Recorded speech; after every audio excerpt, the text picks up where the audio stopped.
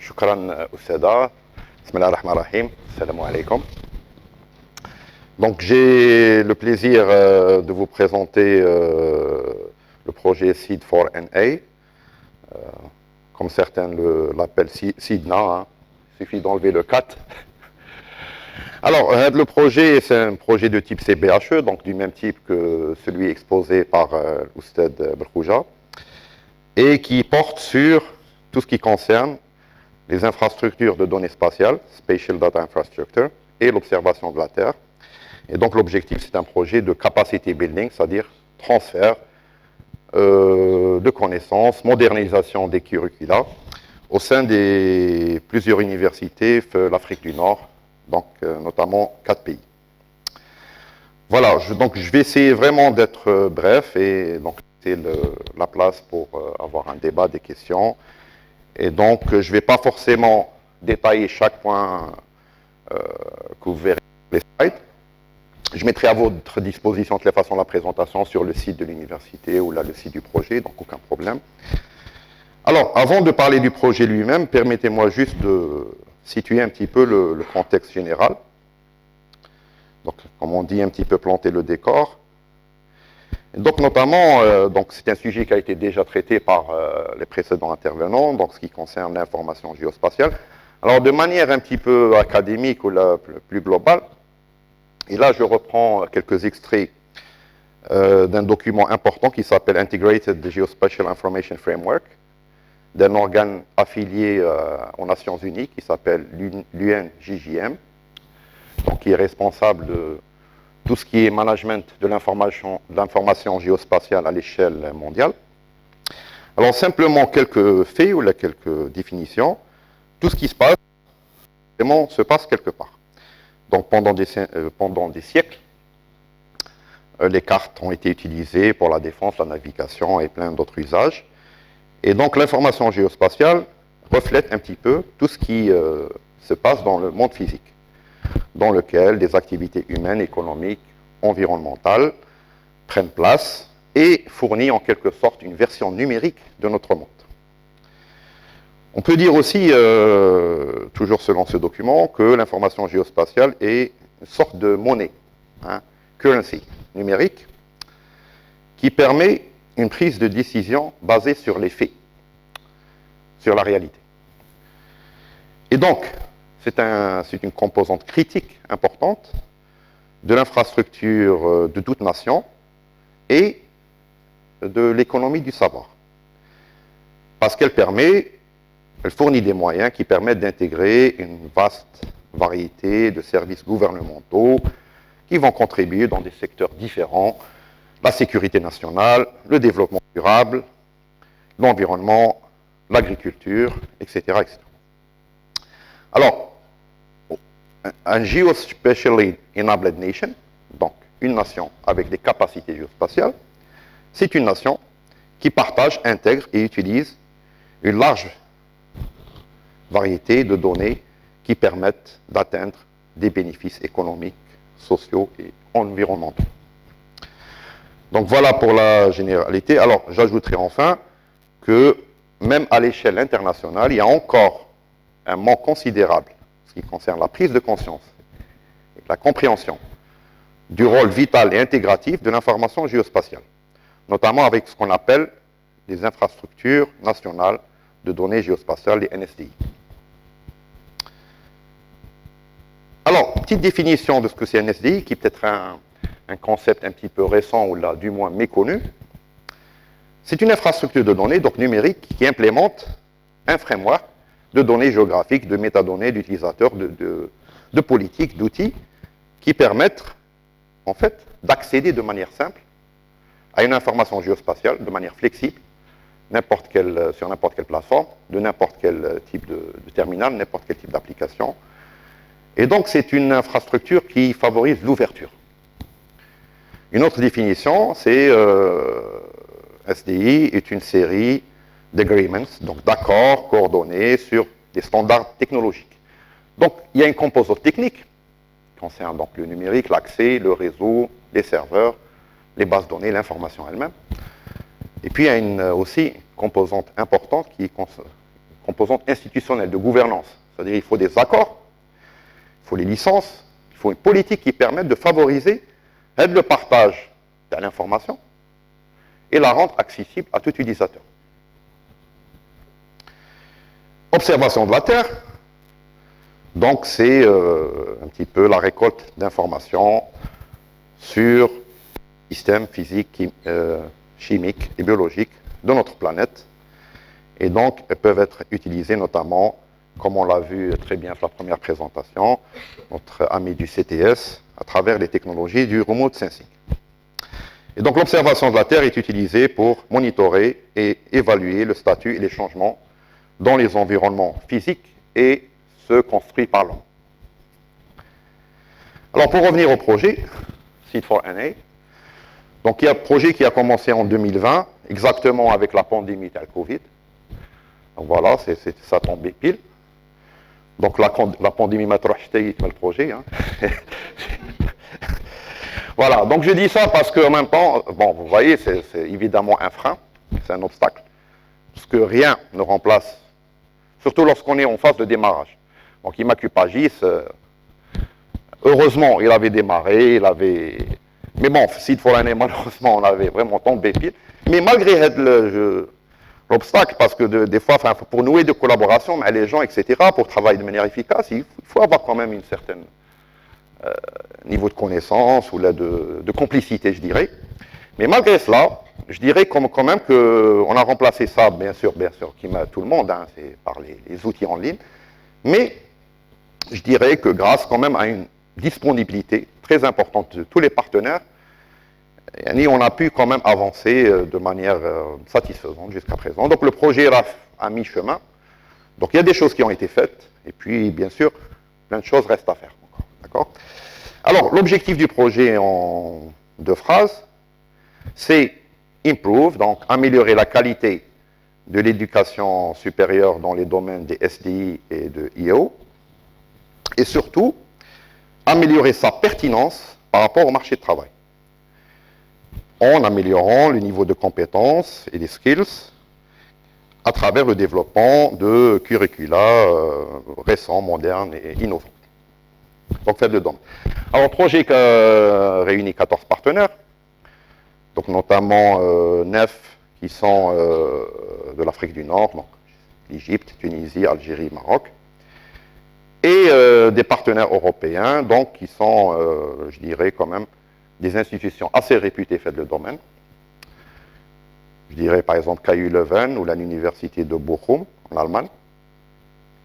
Aussi, on a des partenaires qui sont des entreprises, hein, des compagnies commerciales. Alors, le projet part d'une constatation, un état de fait, qui est que l'utilisation, comme tout le monde peut le constater, de ces genres de technologies dans l'Afrique du Nord, dans des domaines comme l'environnement, le climat, la gestion de l'eau, est encore très limitée. Et donc, une priorité clé est le développement de systèmes d'information géographique et d'observation de la Terre qui sont en phase avec les technologies actuelles et futures. Donc, l'utilisation n'est pas ça existe. Elle existe, bien sûr.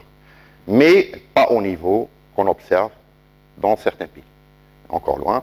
Donc, ce n'est pas une pratique courante à tous les jours. Plein de projets qui sont, des choses intéressantes, mais la routine quotidienne. Donc, c'est des choses qui doivent être vraiment intégrées dans des processus de décision.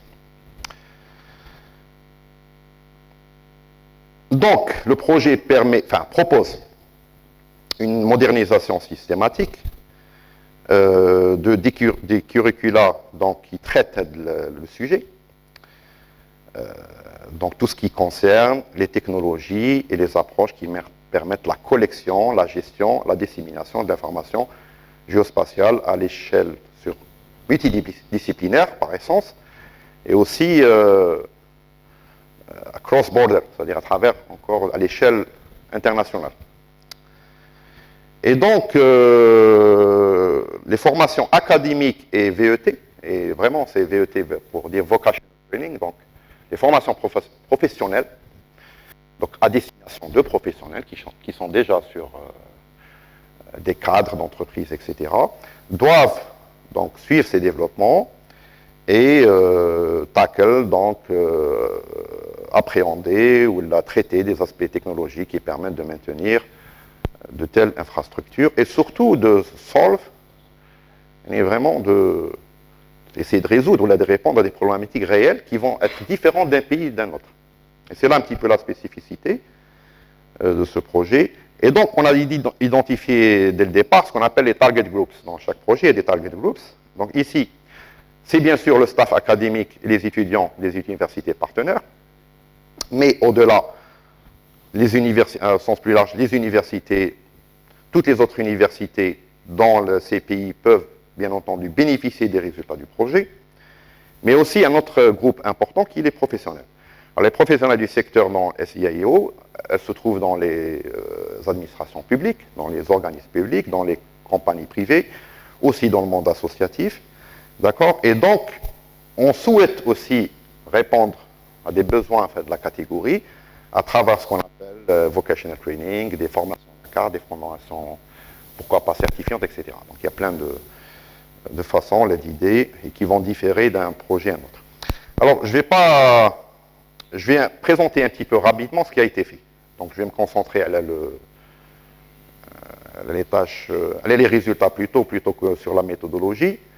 Et donc, la première chose, donc la préparation du design du curriculum, concerne d'abord faire un état de lieu de ce qui existe dans les universités partenaires, que ce soit, enfin, ce qu'on appelle les universités partenaires, donc les universités d'Afrique du Nord, et on a les universités programmes, qui sont les universités, les partenaires européens. Donc, par exemple, on a fait une étude sur tout le matériel pédagogique ou les matières qui sont en relation avec cette thématique, donc au niveau des universités partenaires. Donc, ça permet d'avoir une vue globale. Donc, selon une méthodologie qui a été définie et utilisée de manière, on va dire, satisfaisante dans d'autres projets Erasmus, tels que BEST, SDI, Spider. Alors, on a par exemple un diagramme qui montre un petit peu le niveau, c'est global, toute université confondue.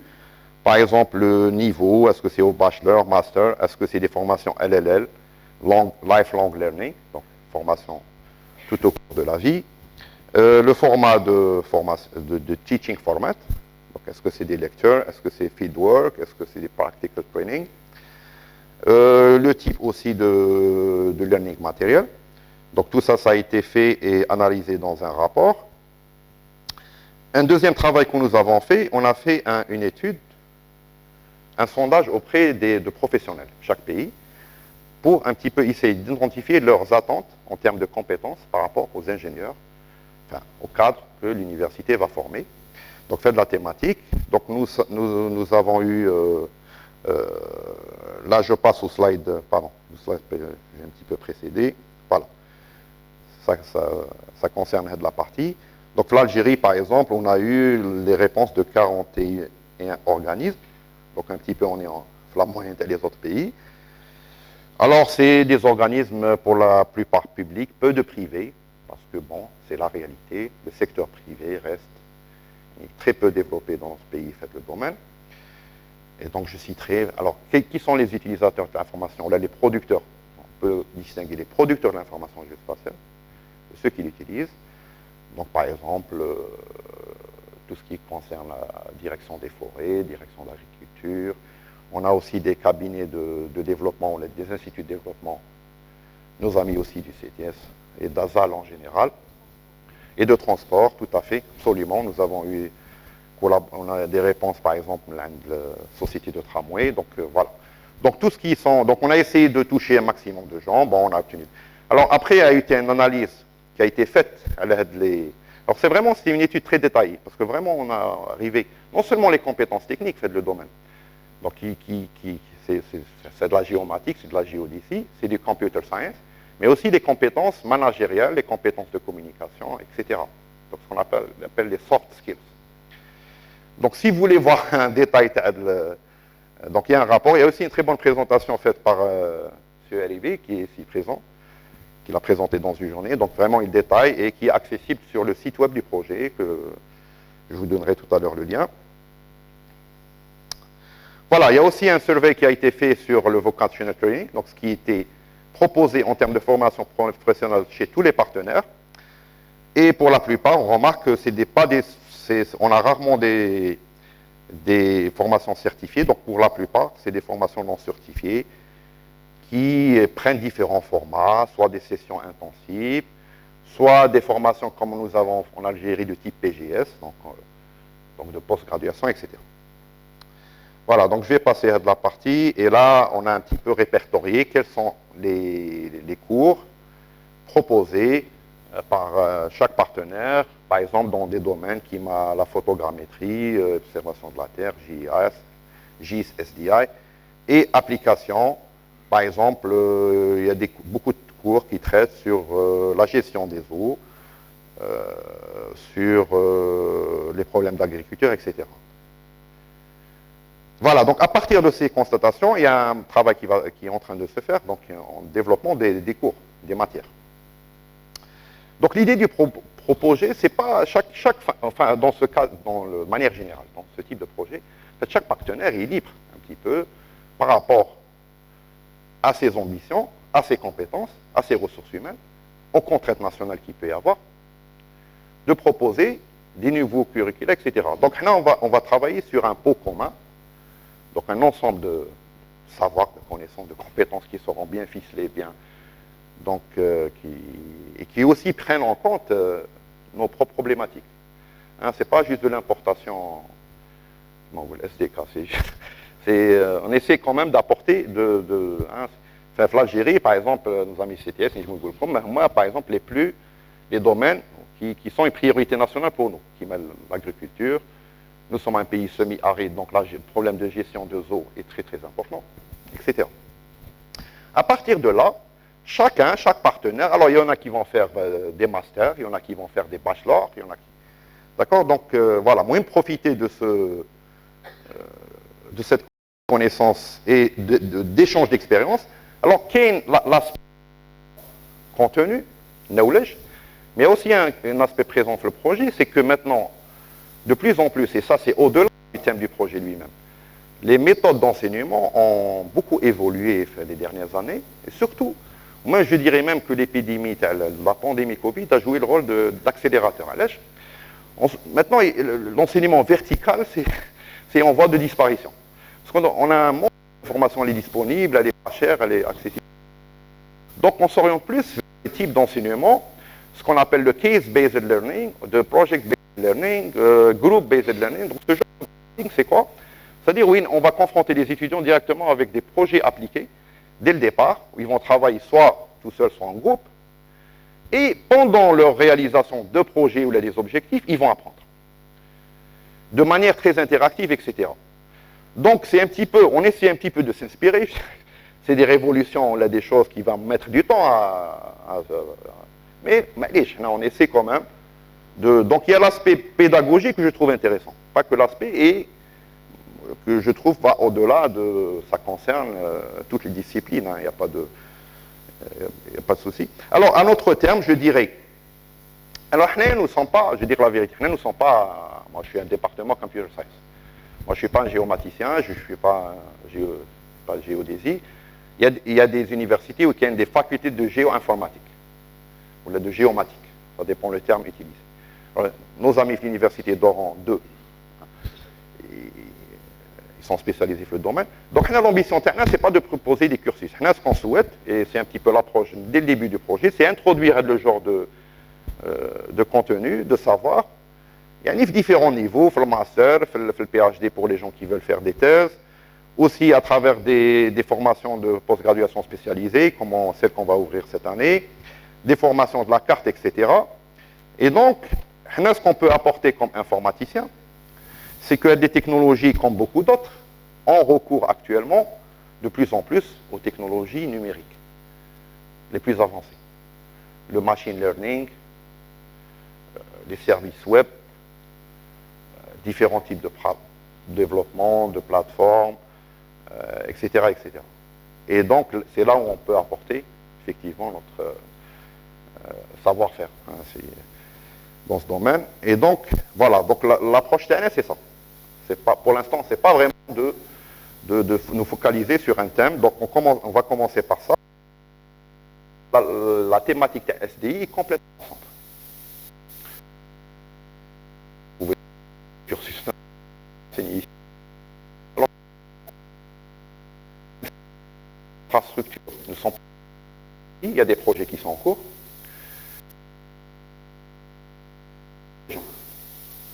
D'accord? Donc je pense que c'est très important. Alors, le projet s'appelle le Stakeholder Engagement Activities. Donc ça concerne tout ce qui est faire des activités, ou des événements.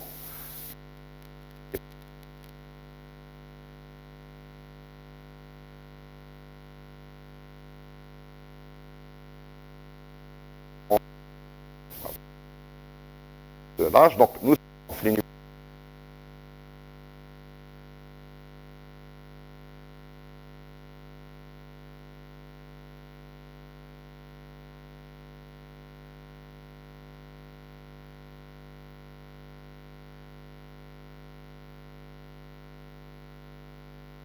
etc. Activités ou les activités se font selon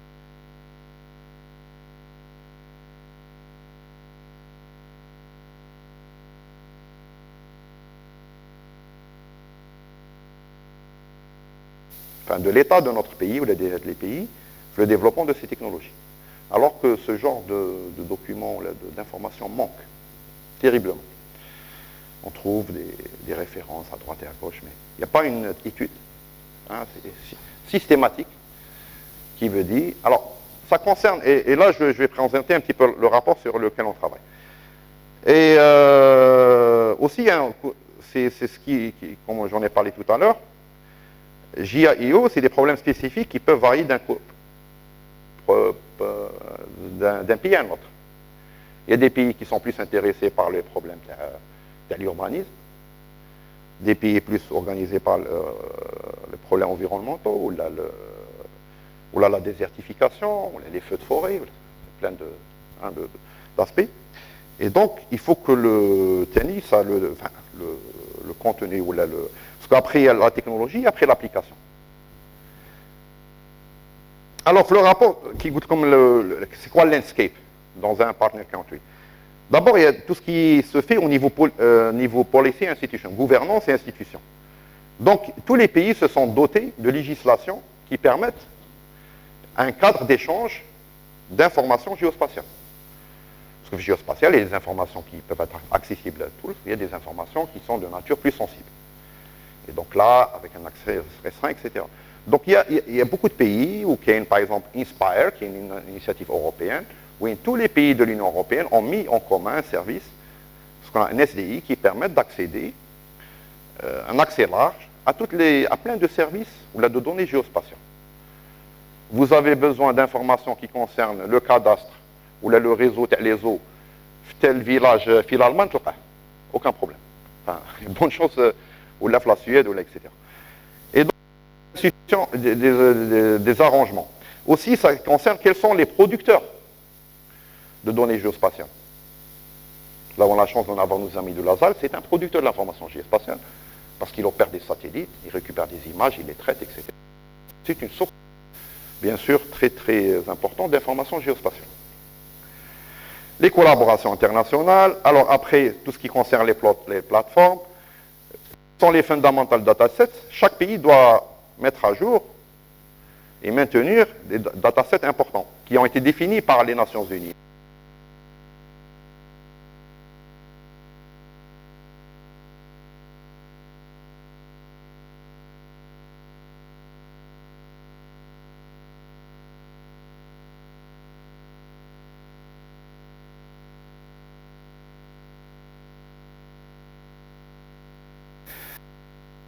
De sa standardisation, d'aller, ce qu'on obéit, on travaille dans des internationaux reconnus qui mettent un logiciel qui permettent d'échanger facilement et à mettre en position les informations à tout le monde, etc. Donc, c'est le genre de questions. Après, il y a tout le volet académique, la recherche. Alors, la recherche, il y a un membre important on fait une étude, le nombre de laboratoires qui travaillent sur la matière, c'est même les Européens, pour dire les choses. Mais malheureusement, la phase, c'est-à-dire que l'étape entre l'idée, le concept, les résultats et entre la mise en pratique, mais elle, on est...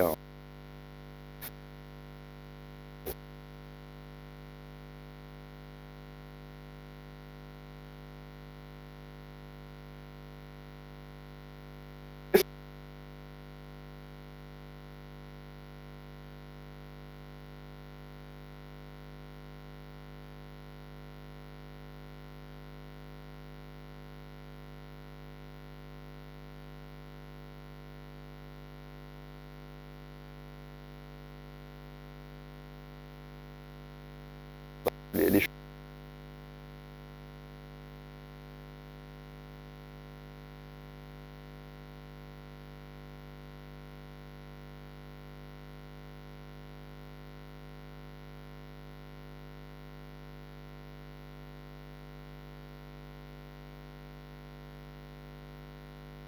critères de qualité de service et déroulement terrain. Donc vraiment, ça c'est pris au sérieux.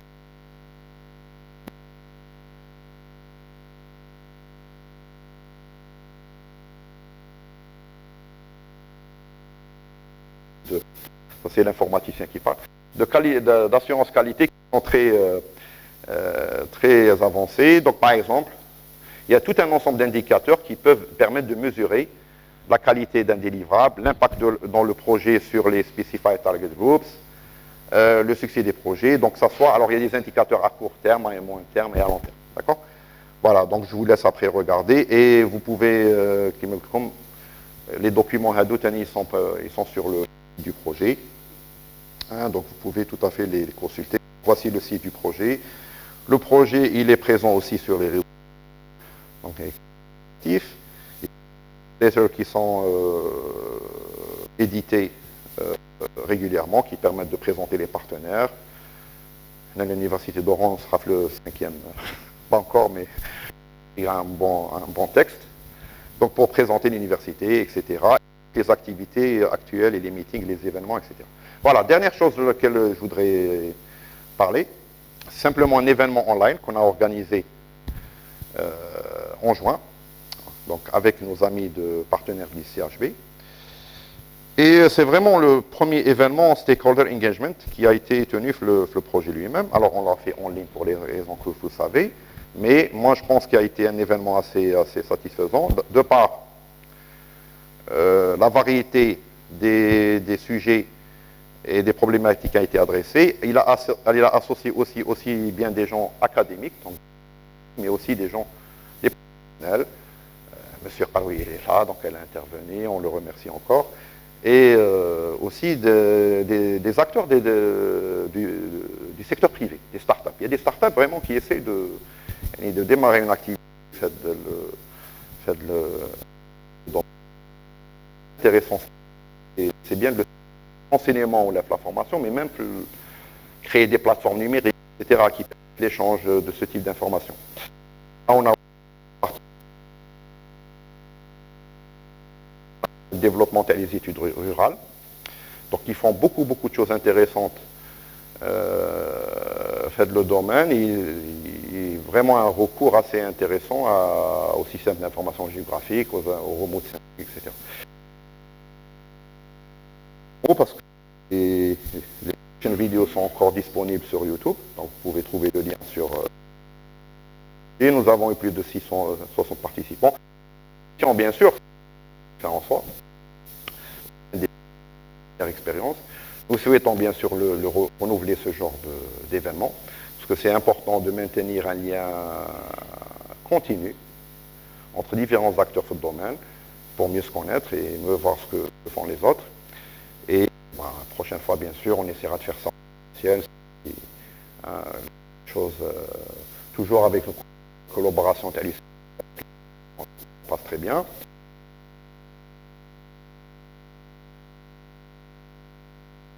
Le projet vise à, de manière modeste, mais essayer de contribuer à un développement des capacités building dans ces domaines. Donc les pays nord-africains en se basant sur des méthodes d'apprentissage innovantes. Et le projet aussi, de manière plus globale ou la plus politique, il est en phase avec ce qu'on appelle les Sustainable Development Goals des Nations Unies. Parce que aussi on essaie de promouvoir, même de manière directe ou indirecte, un certain nombre de pratiques et de politiques et de régulations qui permettent d'avoir un accès smooth, facile, flexible, à une information géospatiale de qualité, en utilisant des standards, des plateformes open. Donc, vraiment, la philosophie du projet, elle est autour de ça. À collaboration très active entre les partenaires, et puis résolument tournée vers la coopération et la dissémination avec les partenaires socio-économiques. Donc voilà, merci de votre attention. Le débat est ouvert, y compris pour... merci. Salam alaikum. Je remercie justement pour les deux présentations. Je remercie M. Belkhouja pour les informations qu'il a données à propos de la formation Cupagis. D'accord? C'est un projet que je trouve très très intéressant dans la conjoncture actuelle que vit le pays, notamment avec l'émergence de 3 axes principaux fixés par les autorités algériennes, à savoir la santé, la nourriture pour les Algériens et aussi l'énergie renouvelable, ou bien le domaine de l'énergie. Je pense que la conjoncture est très propice pour justement préparer les futurs cadres, pour prendre en charge ces axes principaux. Aujourd'hui, là, j'ai vu que dans le domaine de l'agriculture, il y a cette formation. Alors, ce que je voulais vous dire, c'est que, est-ce que, bon, ça, une sorte de question ou de remarque, est-ce que, au niveau du tableau de bord de cette formation, est-ce que vous avez tenu compte des débouchés de la formation? C'est-à-dire, une fois que l'étudiant sort de cette formation, licence ou bien bientôt master, est-ce que sur le plan employabilité, c'est-à-dire il y a un terrain fertile pour qu'il puisse travailler, sachant qu'aujourd'hui, on entend déjà les 22 000 docteurs en Algérie qui sont en chômage. D'accord? Bon, moi je pense que l'opportunité est intéressante. Pourquoi? Parce que aujourd'hui, on a toujours parlé de l'entrepreneuriat industriel. On s'est intéressé plus à l'industrie, mais on a oublié l'agriculture. On a laissé l'agriculture fonctionner avec les méthodes anciennes. Aujourd'hui, c'est très bien. Il y a une nouvelle idée, enfin, on dirait qu'une nouvelle étude pour justement comment améliorer cette agriculture ancienne et pour entamer une agriculture moderne. On peut dire c'est l'agriculture 4.0, comme ça a été le cas pour l'industrie 4.0. Ça, c'est très bien. Alors, je pense que aujourd'hui, il faut penser à l'entrepreneuriat rural. C'est-à-dire que ces jeunes-là, ces licenciés, ces masters, il faut les accompagner avec les incubateurs qui sont installés au niveau des universités, les accompagner à créer leur propre entreprise, des start-up, aider les agriculteurs. Possible que vous allez avoir dans ces formations les agriculteurs. Parce que son père, son grand-père, il a géré l'agriculture avec des méthodes anciennes. Maintenant, son fils, il peut la gérer d'une manière un peu moderne. Parce que l'enjeu est là. C'est comme on voit que la population mondiale augmente, la nourriture diminue, donc la seule solution, c'est de mettre en place des techniques nouvelles, modernes, comme vous êtes en train de faire, comme nous, on est en train de faire sur le plan recherche et développement. Et je pense qu'avec cette dynamique, on peut, c'est-à-dire que l'avenir on peut dire est meilleur pour ces jeunes-là. D'accord? Bon, ma question c'est, est-ce que vous avez tenu compte de tous ces aspects-là dans le cadre de cette formation, que ce soit pour les licenciés ou bien pour les masters? Je vous remercie.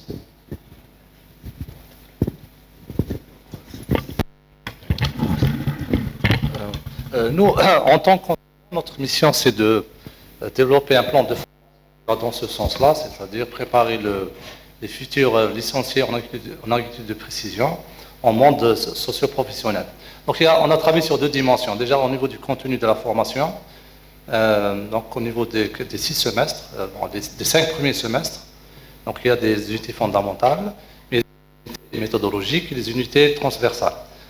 Donc au niveau méthodologique et transversal, on a mis plusieurs matières qui sont versées dans comment créer une entreprise, comment développer ses capacités pour s'exprimer, pour communiquer avec les partenaires. Et puis à la fin de chaque année, il y a un stage. Même en première année, c'est prévu dans le S2 qu'il fasse un stage découverte en entreprise. Pour notre cas, ça va être certainement une ferme agricole, des parcelles agricoles. Donc là, c'est pour ça que le volet développement de conventions il est très important. On a déjà pas mal de conventions avec le secteur, mais on est en train de travailler dessus pour justement, par rapport au stage, à la fin du stage, et au niveau du S4, il y a un stage. En fait, au niveau de la formation, S1, S2, il y a des matières qui préparent par rapport on va dire, les matières finales par rapport aux objectifs de la formation. Et en S4, pratiquement à la fin des 2 premières années, l'étudiant aurait acquis suffisamment de connaissances pour faire un stage et faire valoir toutes les technologies autour de l'agriculture de précision. Donc en S4, il aura un stage et en S6, bien sûr, il y aura un stage. Ça, c'est pour nous, en tant qu'enseignants, on a fait attention à cet aspect-là, la formation. Mais il y a un deuxième aspect, ce qu'il ne faut pas... c'est bien de penser aux technologies de précision, tout ce qui est donc remote sensing, tout ce qui est télédétection, tout ce qui est système d'information géographique. Bien sûr, c'est des technologies qui sont énormément profitables en agriculture. Mais il y a un autre volet, c'est qu'il ne faut pas se cacher, c'est qu'on est dans un pays qui est en voie de développement, donc ce n'est pas des technologies qui sont encore bien acceptées dans le monde agricole. C'est pour ça qu'au niveau de la formation, dans le contenu pédagogique, nous avons fait en sorte à ce que la moitié des matières soient des matières versées dans la biologie végétale et l'agriculture, au sens classique du terme, et une moitié, tout ce qui est technologie de la précision, donc télédétection, traitement d'images, système d'information géographique. Alors, système d'information géographique, on a fait carrément 2 matières, un cycle 2, parce que c'est une matière qui est vraiment importante pour faire la précision. Donc moitié, donc voilà, encore une fois, des matières versées dans l'agriculture et moitié technologie. Pourquoi? L'étudiant, une fois qu'il a sa licence d'agriculture de précision, il peut aller dans des fermes qui travaillent de façon classique.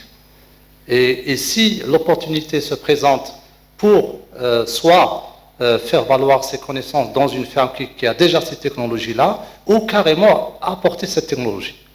Hein? On ne va pas coincer l'étudiant uniquement dans la précision. Donc il peut travailler à l'issue de sa licence, soit dans les fermes au sens classique du terme, soit aller vraiment dans des aspects très avancés par rapport à la précision en agriculture. Voilà, j'espère que j'ai répondu. Peut-être qu'il y a un complément. Je crois que j'ai compris la question. Le devenir de ce produit par rapport à la phase post-formation. D'accord? Alors, là, on est lié aux conditions qui sont posées par les initiateurs de ce projet, c'est-à-dire l'Union européenne, avec les universités qui sont partenaires dans ce... Donc, on cible la formation beaucoup plus qu'autre chose. Mais ça ne nous a pas empêché de discuter par le moment comment on peut prévoir, disons, l'utilisation de ce produit pour la suite. Donc, cet aspect, il relève beaucoup plus de la décision à haut niveau que nous. Parce que fait disons, la fonction publique, le gouvernement, le ministère de l'Enseignement supérieur. Et donc, ça ne nous empêche pas d'élaborer une approche qui puisse être proposée à un niveau local et extrapoler vers le niveau plus haut pour assurer, entre guillemets, parce que ce n'est pas encore sûr, pour assurer, disons, la phase post-formation pour ces jeunes. Parce que s'ils veulent vraiment utiliser ce produit, aussi bien pour Oran que pour les autres établissements partenaires, s'ils veulent vraiment les utiliser, il faut qu'ils mettent, je dirais, entre guillemets, excusez-moi du terme, le paquet pour qu'on puisse prendre ces promotions, parce que ce ne sont pas des promotions qui sont importantes. Nous avons 22 étudiants, je pense que c'est faisable pour qu'ils puissent utiliser par la suite, et donc ça ne pose pas de problème. Maintenant, il s'agit de réfléchir, de présenter des arguments solides, de telle manière à convaincre ceux qui sont en haut, pour pouvoir arriver à les intégrer dans la nomenclature de la fonction publique pour qu'ils bénéficient des postes plus tard. Je peux compléter. Juste un petit complément par rapport à cette dimension. Parce que quand on est dans un projet, on a des obligations. C'est ça qui est intéressant quand on est dans un projet. Si ce projet-là, on l'avait développé sans qu'il y ait une dimension projet, ça aurait été compliqué. À part le fait qu'on est dans un projet, par exemple, un des livrables du projet, il y a le bureau Passenso. On a une obligation à créer un bureau qui va avoir comme principale mission de créer justement une ambiance avec les entreprises. Ça, c'est un gros livrable du projet. Voilà. Je tiens à compléter ce qu'ont dit les collègues au sujet de la formation. Déjà, le montage de la formation, donc, il répond à des besoins. Donc le besoin là, ça rentre dans la sécurité alimentaire et énergétique, je pense, pour les deux projets. Alors, donc maintenant reste, c'est vrai que l'employabilité, c'est une partie en partie, elle est responsable, l'université de ça, mais elle n'est pas responsable à 100%.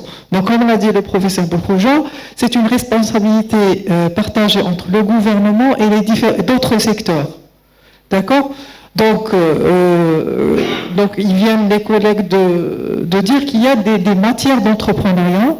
Et pour ceux qui n'ont pas l'information, on donne l'information qu'on a un incubateur qui a été nouvellement installé. Il est au niveau de la bibliothèque centrale, ici, juste en face de l'IGAMO. Donc, il faut régulièrement des formations. Donc, ça, c'est pour responsabiliser justement les étudiants à avoir un esprit entrepreneurial. Ça veut dire, quand il termine sa licence professionnalisante, il n'est pas obligé d'aller vraiment vers le secteur public. Il peut avoir l'idée de créer sa propre entreprise.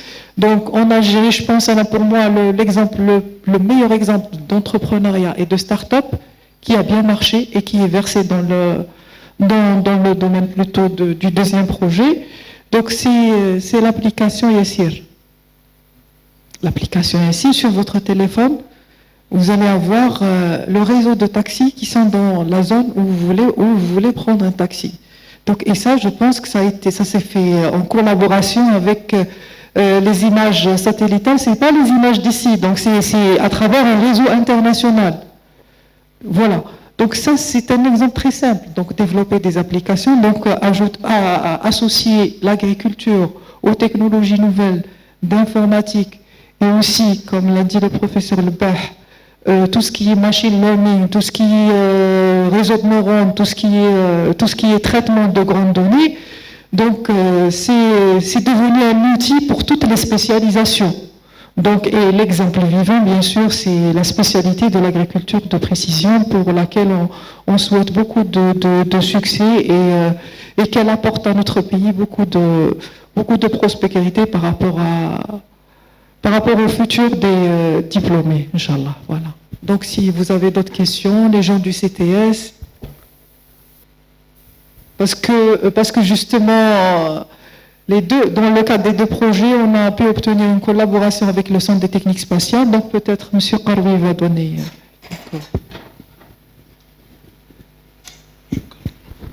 Assalamu alaikum. Moi, mais vraiment une toute petite question, peut-être d'ordre technique. Il y a une figure dans le slide numéro 5 qui m'a un petit peu interpellé, l'intervention de M. Bourgoja. Donc, j'ai vu le terme variabilité spatiale. Donc, j'aimerais bien, si vous pouvez nous donner quelques éclaircissements sur ça.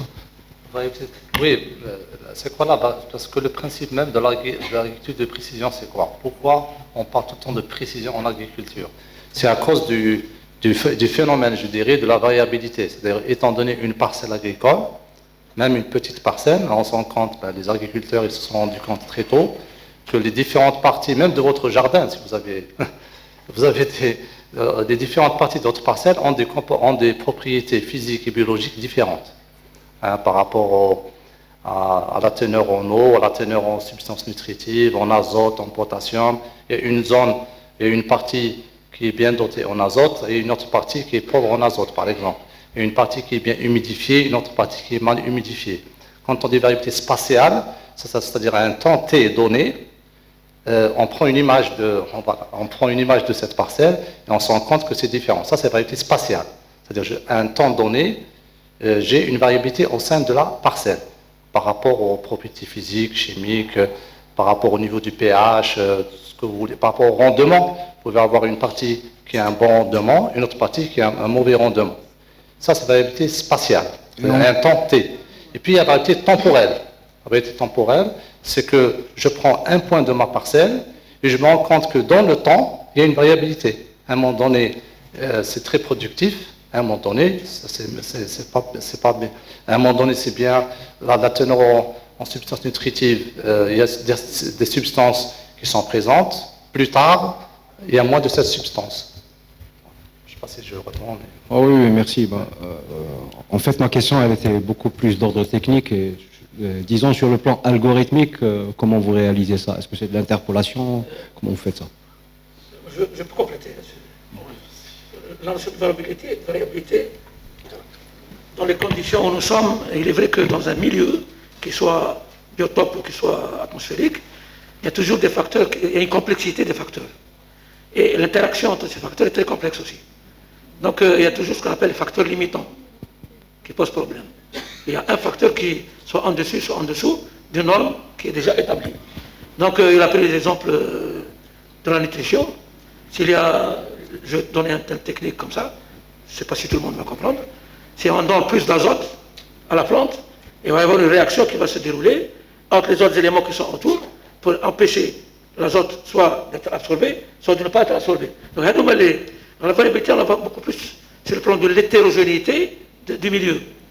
Alors maintenant, avec les outils qu'on utilise, la précision a été donnée tout à l'heure, quand on rapporte cet ensemble, ce complexe, à un espace qui est tout restreint, au mètre carré par exemple, comme tout à l'heure je l'avais annoncé, on a beaucoup plus une maîtrise de la nutrition qu'on peut donner, et donc on évite cette interaction négative d'un élément par rapport à l'autre, et la plante se trouve dans des conditions où elle peut se nourrir par rapport à ce qu'elle possède comme élément autour de son environnement. Donc c'est un peu cette explication qui complète le... En complément à la réponse du professeur Belkhoudja, pour détecter la variabilité, il y a plusieurs techniques. En gros, il y a 3 techniques. Il y a les capteurs au sol. Capteurs au sol, on peut capter l'humidité, on peut la température, il y a plein de choses qu'on peut capter au sol. Il y a l'imagerie satellitaire, dont vous êtes expert, mais il y a des dimensions au niveau de votre parcelle que vous ne pouvez avoir ni par capteur, ni par image satellitaire. Ça, il faut faire des analyses en laboratoire. Prenez des fragments de votre parcelle et vous aurez l'information. Mais il y a une chose très importante, c'est que quand on fait un prélèvement pour évaluer une dimension physique, biologique, peu importe, quand on fait, donc, encore une fois, un point de prélèvement dans la parcelle, il faut en même temps prendre les coordonnées GPS de ce point-là. Une fois qu'on a fait ce prélèvement, et on a le point GPS, après on peut produire des cartes géolocalisées où vous aurez l'information par rapport à la propriété que vous avez relevée. Voilà. Mais c'est vrai que c'est une chose qui est souvent oubliée.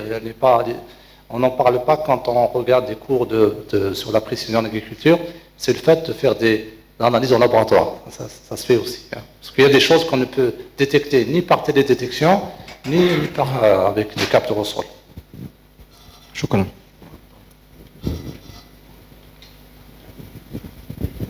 Une dernière question peut-être, avant de passer à la dernière conférence? Oui. Donc, je remercie le professeur Belkhoudja et le professeur Mejdi Qattoul pour leur conférence de tout à l'heure. Ma question peut être plus sur le coût économique. On sait que l'Algérie ou plusieurs agriculteurs ont adopté l'irrigation goutte à goutte. Donc ça, on connaît. Et cette nouvelle technologie que vous allez introduire dans l'agriculture, elle demande beaucoup de moyens. Donc il y a un matériel spécifique Parce qu'on a vu tout à l'heure la conférence du professeur Brouja, donc il a donné quelques aspects sur le matériel. Est-ce que le coût sur le produit final par rapport à l'agriculture goutte à goutte, ou bien l'irrigation goutte à goutte, donc il y a une différence ou pas? Voilà, c'est ma question. Oui, le goutte à goutte, c'est une ancienne technique. C'est un début pour économiser l'eau. Mais ce n'est pas seulement l'économie de l'eau. Parce qu'on sait très bien que c'est bien de faire des informations comme ça, publiques. Parce que le problème qui s'est posé dans beaucoup de pays, c'est le problème de tamalluh, la salinité. Et parmi l'une des techniques que les Israéliens ont inventées, c'est le goutte à goutte. Parce qu'il empêche la remontée du sel.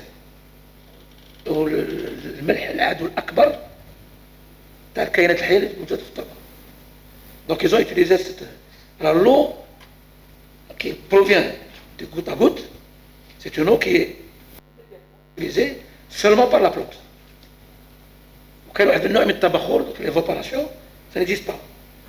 C'est une eau qui est, je dirais, potentiellement utilisée seulement par la plante. Donc le phénomène de l'évaporation n'existe pas. Et la remontée des sels n'existe pas aussi. La technologie, donc l'agriculture précieuse, répond justement à cette technique, qui, je dirais, qui est très connue maintenant dans le monde. Et donc, c'est une technique qui va nous permettre, qui va nous autoriser à appliquer les technologies pour pouvoir arriver à mieux encore valoriser de l'humidité dans le sol. Donc, quand on met la goutte, un tube de terre qui est occupé par l'eau. Or, quand on a une technique dans tout le profil du sol. Alors maintenant, la technologie, par l'intermédiaire donc de cette, disons, dans le domaine de l'agriculture de précision, il y a des instruments que on n'a pas besoin de dire le principe. On a un instrument qu'on appelle Diviner 2000. C'est une sonde qu'on envoie dans le sol et il nous donne l'humidité du sol jusqu'à une profondeur, tous les 10 cm, jusqu'à une profondeur de 1,20 m. Donc là, déjà, on a une information qui va nous permettre, par rapport à la question de tout à l'heure, qu'est-ce qu'il faut prévoir comme dose d'irrigation pour une plante, pour une espèce donnée, dans un endroit donné, à un temps donné. Il y a déjà je dirais, des moyens qui peuvent nous éclairer sur l'utilisation, la rationalisation de l'eau. Donc, en complément à la réponse de professeur Brouja, par rapport au coût, les capteurs au sol, ça ne coûte pas très cher. Ça dépend, il y a des capteurs qui coûtent cher, hein. Mais il y a certains capteurs, tout ce qui est humidité, comme des vinylades par exemple, il n'est pas vraiment cher. Hein. Par rapport à la télédétection, on pouvait avoir des images satellitaires, bon, moyennement avec une certaine précision qui est assez acceptable en ligne. Hein. Il y a le satellite européen. Il y a le site à Sentinel où vous pouvez récupérer des images avec une définition assez... Mais j'ai une réponse par rapport à ce que j'ai lu. Hein. Sur les très grandes parcelles, l'investissement par rapport à cette technologie-là, il est rapidement amorti. Grande parcelle, ça dépend de ce que vous faites. Hein. Si vous achetez sur les grandes parcelles les tracteurs auto-guidés, ça coûte quand même cher, mais toujours est-il que sur les grandes parcelles, ça vaut le coup et c'est amorti très rapidement. Se pose surtout sur les petits. Là, on va rentrer dans la logique des entreprises. Moi, j'ai vu ça dans les papiers. Hein. C'est qu'il y a des entreprises qui ont été créées, je pense, en Hollande, nord de l'Europe, en Tchéquie, parce que l'agriculteur, il a une petite parcelle et l'investissement, il est assez lourd. Ben, il y a des entreprises qui ont pris l'initiative, ils ont pris contact avec un grand groupement d'agriculteurs. Ils ont investi dans cette technologie-là et ils ont une rotation au niveau des différentes parcelles. Donc en fait, ils travaillent sur de très grandes parcelles, mais en fait, c'est une très grande parcelle avec entre 30, 40 jusqu'à 50 agriculteurs. Et l'entreprise, elle vit avec eux. Eux, ils n'investissent rien, donc Il y a cette entreprise qui fait la rotation. Et le coût, il est largement moindre que d'acheter carrément le matériel. C'est une initiative qui a bien fonctionné. Donc là, il y a ce volet-là. Imaginons demain, un de nos étudiants qui a été formé, et puis il peut prendre l'initiative, il peut commencer avec un petit investissement, avec des capteurs qui ne coûtent pas cher. Et voilà, il y a une chose qu'avant de créer l'entreprise, comme on dit, il faut déjà avoir des clients. Ce n'est pas une entreprise qui a été créée, après on cherche l'agriculteur. Non, la démarche, elle est inverse.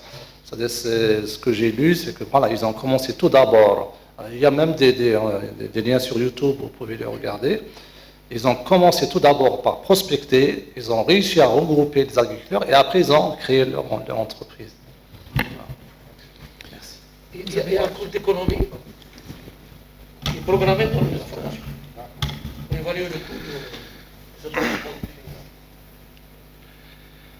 je voudrais juste, justement, la question intéressante, à l'adéquation un petit peu, je crois que ça concerne tous les projets.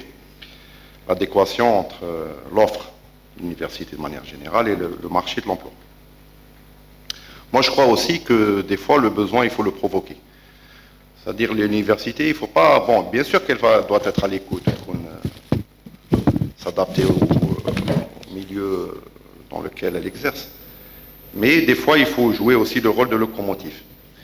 Et par exemple, la formation, c'est vrai qu'on est encore loin où les perspectives par rapport aux pratiques existantes.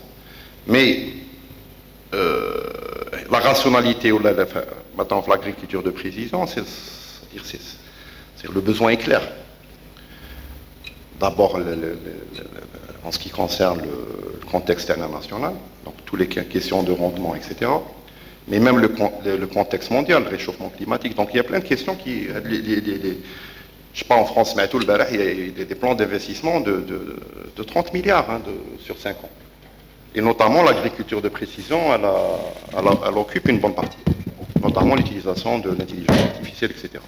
Donc l'intelligence artificielle, ou la course, la guerre froide entre l'URSS et les États-Unis, c'était la course, c'était ça la vitrine. Donc c'est l'intelligence artificielle entre les États-Unis, la Chine, etc. Et donc, moi, je crois que ça passe déjà par préparer. Parce qu'après, si on a le besoin, mais on n'a pas de gens qualifiés. Et les gens qualifiés, on ne va pas les obtenir coup de baguette magique. C'est un bon cadre de domaine, que ce soit même un licencié, 3 ans, c'est pas rien. Donc il faut préparer les gens, dire Hajeloula. Ou deuxièmement, ça passe, et ça concerne par exemple, que ce soit même le projet Seed for NA, il faut ce qu'on appelle en anglais des success stories. C'est-à-dire, l'agriculture de précision, on peut parler des heures, ou faire gagner les argumentaires, etc. Mais le meilleur argument, c'est avoir des fermes pilotes, où les gens vont voir, et s'apercevoir leurs propres yeux, c'est quoi l'apport réel. SDI, la même chose, on peut raconter, mais c'est-à-dire on peut... Donc il faut aussi y travailler. Je crois que ce que vous faites aussi, peut-être vous avez parlé de la parcelle, ou l'égaler, c'est-à-dire les discussions que vous avez eues avec des fermes, même le secteur privé. C'est-à-dire, vous m'avez dit aussi une locomotive qui va entraîner les autres. Tiens, la parcelle, voilà, on l'a gérée, on a un historique, ou là, on a des points de repère. Maintenant, on utilise tel type de technologie, etc. Quel est leur impact? On peut quantifier leur impact réel sur la productivité, par exemple. Donc voilà, c'est-à-dire il faut aussi, des fois il faut bousculer, il ne faut pas juste subir, il faut aller de l'avant, et notamment des secteurs qui sont très importants pour nous. Voilà, je vous remercie. Oui. Voilà, c'est juste une question pour professeur Kaddour, question pour le SDI. Est-ce que vous projetez dans votre projet d'avoir des livrables après? Et si c'est oui, et comment vous avez pensé à mettre ça lorsqu'il y a un brevet qui est affecté à un projet, c'est-à-dire un résultat comme ça concret? Déjà, est-ce que vous avez des résultats concrets? Alors, il y a la réglementation Erasmus, les projets, donc même au niveau réglementaire, tout le matériel pédagogique qui sera produit dans le projet sera ouvert, public. Donc même là, on a des fois des discussions parce qu'il y a des partenaires qui ont des cours où ils ont investi du temps, de l'effort pour les... Donc c'est pas facile de leur demander de le mettre à disposition. Mais oui, donc notamment fait du SDI, c'est-à-dire il y aura un matériel pédagogique qui sera finalisé à la fin. Il y a déjà des choses qui existent, mais c'est-à-dire le rôle TANA, il y a des choses, il y a des universités, plein d'universités qui font ça. Mais le rôle, c'est les adapter aussi aux besoins internet et nos propres problématiques, et aussi au système qu'on nous sommes en train, parce que les SDI vont varier, qu'il y a des SDI qui sont les États-Unis, qu'il y a l'Asie, qu'il y a l'Europe, etc. Donc, faites le sujet. Donc, si j'ai bien compris la question, ouais, donc ça c'est contractuel. C'est-à-dire, on ne peut pas, par essence, les résultats du projet, c'est qu'on est ouvert, y compris tout le matériel pédagogique. Et donc, toutes les universités peuvent y bénéficier, oui, c'est-à-dire même de manière, même si elles ne sont pas partie prenante du projet, elles peuvent donc bénéficier de cette façon. Si, donc, je vous remercie, messieurs. Il reste une question, rapidement s'il vous plaît, parce qu'on a encore une conférence et ce sera la dernière. Donc après la fin, donc vous pouvez discuter directement avec les porteurs de projet. Merci. Je remercie les intervenants, que ce soit par rapport au projet Cupagis, que ce soit par rapport au projet 74NA.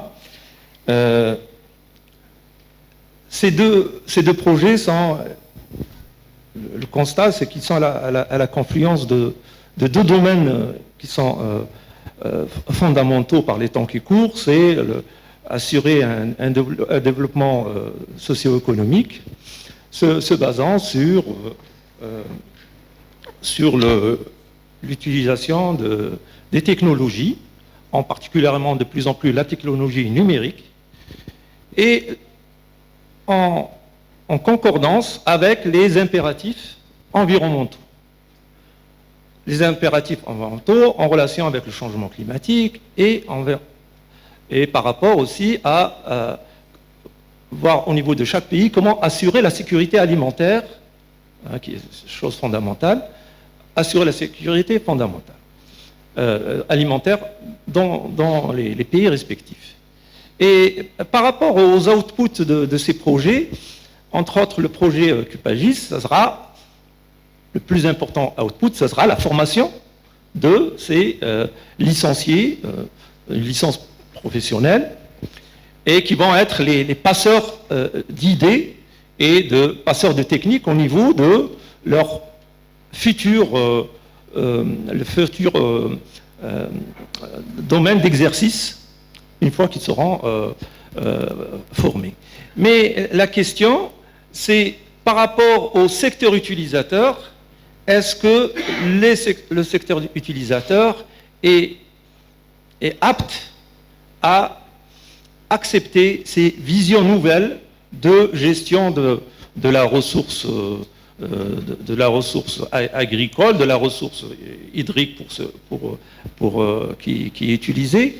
Et c'est là où il faudrait peut-être, dès maintenant, au moins par rapport au projet, voir comment les partenaires qui sont dans le projet, qui ont été présentés dans la présentation de notre professeur Bourouja, il faudrait qu'ils ne soient pas attentistes par rapport à cette formation. Il faudrait qu'ils soient plus impliqués, non seulement en accueillant des stagiaires pendant le cycle de formation, mais trouver des moyens pour les faire participer de façon plus concrète.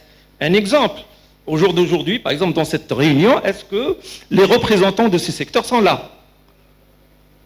Parce que sans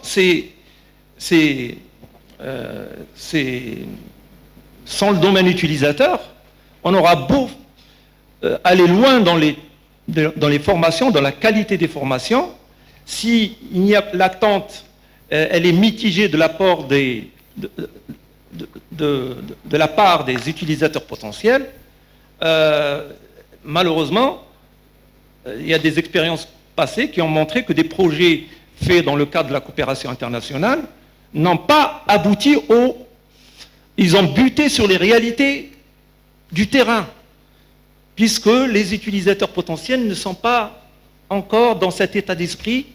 On est encore dans les méthodes parfois archaïques, hein. Par exemple dans l'agriculture, l'irrigation, hein, par aspersion, on n'a pas tellement évolué depuis des décennies.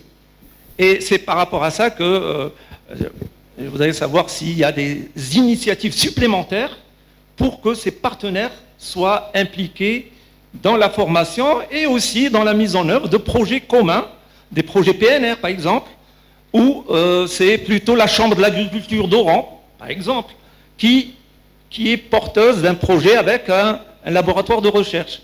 Voilà, c'est comme ça qu'on va ouvrir des passerelles qui, petit à petit, pourront avoir les impacts sur le terrain et pour qu'on passe réellement d'une méthode ou de méthodes archaïques vers des méthodes un peu plus perfectionnées, parce que c'est indispensable. Ce n'est plus un luxe, et c'est ça l'écueil important, c'est que les gens pensent que ces méthodes, c'est un luxe. Les pays avancés ont compris que c'était une nécessité. Et nous, par rapport à la rareté de la ressource en eau, qui est fondamentale par rapport à la sécurité alimentaire, nous devons être encore plus, on doit aller encore plus loin que ce que font des pays qui sont bien pourvus en eau et qui ont des climats tempérés, etc. Voilà. Je vous remercie pour votre attention.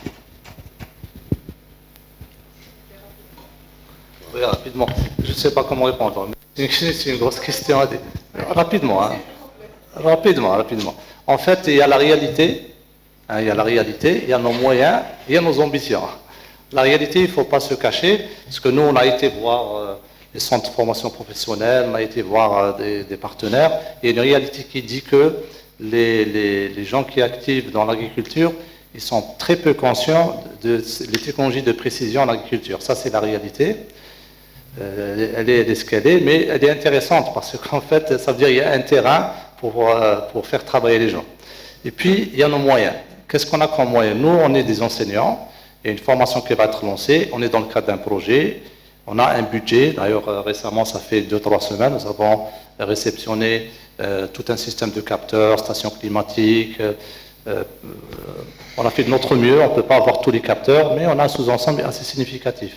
On va bientôt, il y a une parcelle au niveau du rectorat où on va déployer ces technologies-là et qui va être connectée avec des serveurs, des serveurs de données et tout. Donc, notre ambition, c'est que cette petite parcelle serve d'exemple. On va certainement inviter les gens qu'on avait déjà visités pour regarder et voir qu'est-ce qu'on peut faire avec ces technologies-là. Donc ça, c'est nos moyens, on fait de notre mieux pour y arriver. Et puis, il y a nos ambitions. Donc, notre ambition, c'est justement aller faire en sorte à ce que ceux qu'on va former vont déployer ces technologies-là et que le secteur agricole absorbe ces technologies-là. Donc là, il y a plein d'initiatives, notamment avec le professeur Mjdi Qaddour et Belkhouja. On essaie de faire des projets. Actuellement, par exemple, la présidente du CTS actuellement ici, justement, c'est pour essayer toujours de faire des projets pour faire valoir ces technologies-là. Donc ça, c'est en cours, mais on n'a pas encore un projet concret, mais on travaille dessus. Voilà.